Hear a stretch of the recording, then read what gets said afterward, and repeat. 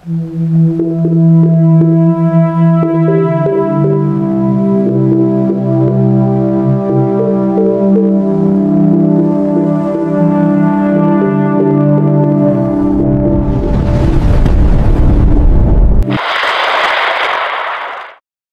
ang pinakahuling lagay ng panahon ngayong Huwebes, ika-16 ng Oktubre, 2025. Ang low pressure area na minomonitor sa labas ng Philippine Area of Responsibility ay tuluyan ng pumasok. Bahagyang lumalakas ito at posibleng maging ganap na bagyo sa mga susunod na oras na may kategoryang tropical depression. Huling namata ng LPA sa silangang bahagi ng Catanduanes sa layong 1,306 na kilometro. Kapansin-pansin din ang paghila nito ng hanging easterlies na nagmumula sa silangang bahagi ng ating bansa. Dalawang weather system ang nakakaapekto sa ating bansa, ang hanging easterlies at ang LPA. Makakaranas ang mga kababayan sa silangang bahagi ng bansa ng maulap na papawirin at mga pag-ulan. Kasama rito ang Aurora, Quirino, Nueva Ecija, Bulacan, Calabarzon, Bicol Region, Oriental Mindoro, Occidental Mindoro, Romblon, at Marinduque, na may kalat-kalat na pag-ulan, katamtaman hanggang sa malakas. Maghanda sa biglaang buhos ng ulan kung lalabas ng bahay. Kasama rin ang Metro Manila sa makakaranas ng maulap na papawirin na may kalat-kalat na pag-ulan. Samantala, sa nalalabing bahagi ng Luzon, maaliwalas ang panahon sa umaga, ngunit pagsapit ng hapon at gabi, magiging maulap na may kalat-kalat na pag-ulan, lalo na sa Tuguegarao at sa nalalabing bahagi ng Mindoro Region. Mainit ang temperatura sa Lawag at Babuyan Group, kabilang ang Batanes, na posibleng umabot sa 26 hanggang 34 degrees Celsius. Sa Tuguegarao, 24 hanggang 31 degrees Celsius ang temperatura. Presko pa rin sa Baguio, na May 16 hanggang 25 degrees Celsius. Sa Metro Manila, 25 hanggang 31 degrees Celsius, at sa Tagaytay, 23 hanggang 28 degrees Celsius. Sa Legazpi, 25 hanggang 29 degrees Celsius. Sa Visayas, asahan ng maulan na panahon ngayong umaga dahil sa LPA. Maging alerto sa Northern Samar, Eastern Samar, Capiz, at Aklan. Asahan ng maulap na papawirin at mga pag-ulan. Sa nalalabing bahagi ng Visayas, lalo na sa Antique, Iloilo, Guimaras, Negros Islands Region, Cebu, Bohol, Siquijor, at Leyte, makakaranas ng partly cloudy skies na may tsansa ng kalat-kalat na pag-ulan pagsapit ng tanghali at gabi, kabilang ang Palawan. Ugaliin magdala ng payong o panangga sa ulan, lalo na sa hapon at gabi. Sa Iloilo, posibleng maging 24 hanggang 33 degrees Celsius ang temperatura. Sa Cebu, 24 hanggang 31 degrees Celsius, Tacloban, 25 hanggang 31 degrees Celsius, Puerto Princesa, 25 hanggang 32 degrees Celsius, at Kalayaan Islands, 25 hanggang 31 degrees Celsius. Sa Mindanao, asahan ng maaraw na panahon sa umaga. Pagsapit ng hapon at gabi, magiging maulap na may tsansa ng mahihinang pag-ulan. Sa Zamboanga, 25 hanggang 33 degrees Celsius ang temperatura, Davao, 24 hanggang 34 degrees Celsius, at Cagayan de Oro, 24 hanggang 32 degrees Celsius. Uminom ng maraming tubig para manatiling hydrated. Wala tayong nakataas na gale warning sa kahit anong baybayin ng ating bansa, ngunit kapansin-pansin ang paglapit ng maalon na karagatan dahil sa paglapit ng LPA na sinasamahan ng mga thunderstorm. Maging alerto, lalo na't nasa loob na ng Philippine Area of Responsibility ang minomonitor na LPA na posibleng maging bagyong Ramil. Narito ang posibleng daanan ng LPA na maaaring maging bagyong Ramil. Posible itong lumapit sa silangang bahagi ng Bicol Region at kikilos pa Hilaga. Maaari itong dumaan sa Cagayan Valley at Babuyan Islands bago tuluyang makalabas. Sa pangalawang senaryo, posible rin itong maglandfall sa Cagayan Valley Region, Apayao, Ilocos Norte, at mga kalapit na lugar. Kaya't manatiling nakatutok sa mga bagong ulat panahon na aming ilalabas. Makikita rin natin sa tropical cyclone threat potential na habang tumatawid ng ating kalupaan ang bagyong Ramil, posible ring may kasunod na bagong LPA sa silangang bahagi ng ating bansa. Kung ito ay nasa kanlurang bahagi na ng ating bansa, posible itong pumasok sa Philippine Area of Responsibility. Manatiling nakatutok dahil ang ating panahon ay pabago-bago. Para maging updated, mag-subscribe sa aming YouTube channel para sa latest update. Ingat po, mga kababayan. Dumako naman tayo sa ating partner para sa mga karagdagang impormasyon sa loob ng ating bansa.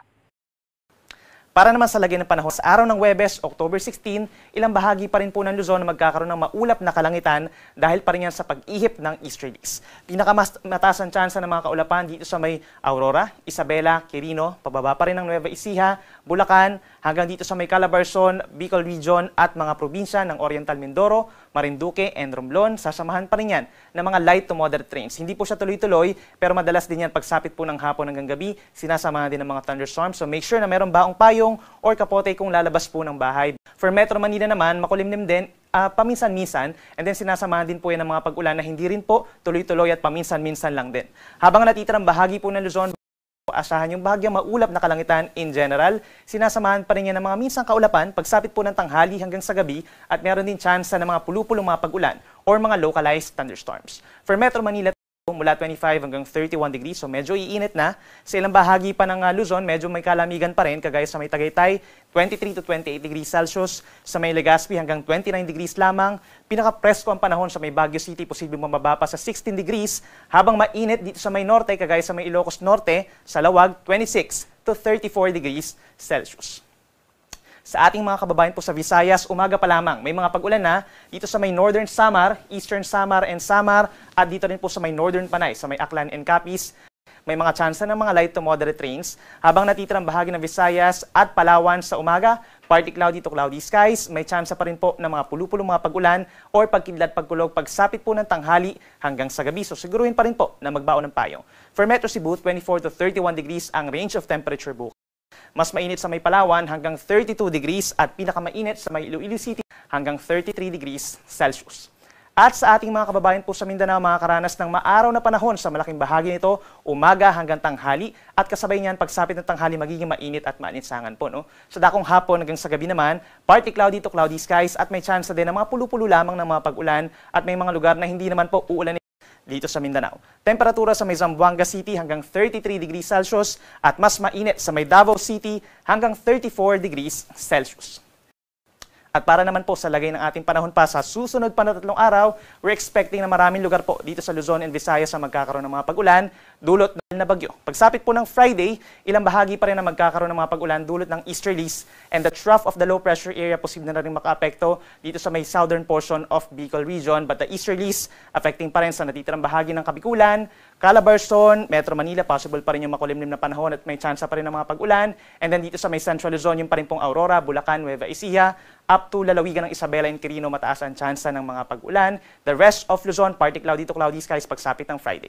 Pagsapit naman ng Sabado, mas maraming lugar ang posibleng magkaroon ng mga pag-ulan dahil nga sa paglapit nitong potential nga na bagyong tatawagin nating Ramil. No? So malaking bahagi na ng Cagayan Valley, halos buong Central Luzon, Metro Manila, Calabarzon, Bicol Region, and halos buong Mimaropa, mas dadalas na at mas posibleng malalakas yung mga pag-ulan natin. Kaya't mag-ingat sa banta ng mga pagbaha at pagguho ng lupa, at hindi rin natin nirule out kapag naging bagyo nga ito, yung eastern side magkakaroon na ng mga wind signal at mararamdaman na yung mga pagbugso ng hangin. Then pagsapit po ng Linggo, ito yung time na tumatawid na itong weather disturbance kapag nga naging bagyo, rains with gusty winds at mabagyong panahon ang mararamdaman ng ating mga kababayan sa may Northern Luzon, Central Luzon, down to Quezon Province and the northern portion of Bicol Region. Magiging mabagyo ang panahon po kung sakasakali, habang natitirang bahagi ng Luzon kabilang ang Metro Manila, maulap pa rin ang kalangitan at sasamahan pa rin ng kalat-kalat na ulan at mga thunderstorms.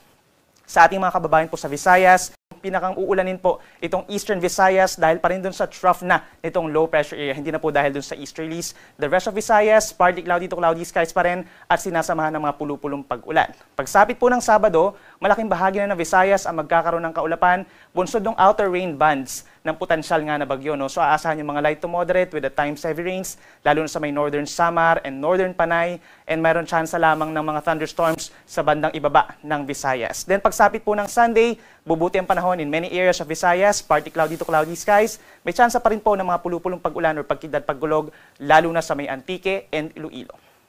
At sa ating mga kababayan po sa Mindanao na hindi naman po directly maapektuhan nitong sama ng panahon for the next 3 days from Friday hanggang sa katapusan ng weekend, we're expecting na magpapatuloy pa rin yung partly cloudy to cloudy skies. Madalas magiging maaraw naman po sa umaga hanggang sa early afternoon, and then sa dakong hapon hanggang sa gabi, nagkakaroon ng mga kaulapan at mga pagkidlat, pagkulog o mga thunderstorms po, no? Lalo na sa mga kabundukan dito sa may part ng Zamboanga Peninsula and Northern Mindanao. So make sure na meron pa rin daladalang payong, but in general, hanggang sa weekend, magiging maganda naman ang panahon, ideal sa pamamasyal at paglabas ng bahay.